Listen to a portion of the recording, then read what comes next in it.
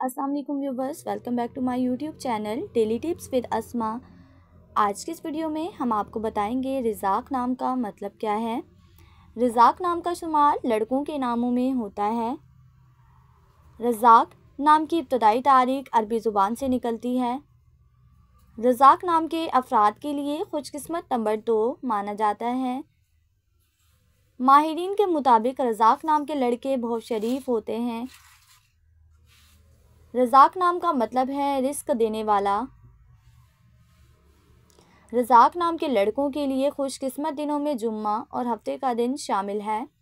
रज़ाक नाम के अफराद के लिए मुवाफिक रंगों में पीला, नीला और सफ़ेद रंग शामिल है।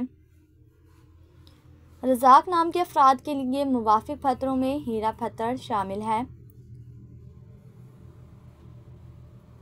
खुशकिस्मती वाली धातों में हिस्सों के हिसाब से तांबा और चांदी शामिल है।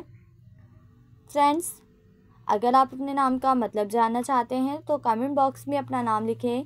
इंशाल्लाह हम आपके नाम की वीडियो ज़रूर बनाएंगे। Thanks for watching. अल्लाह हाफिज़।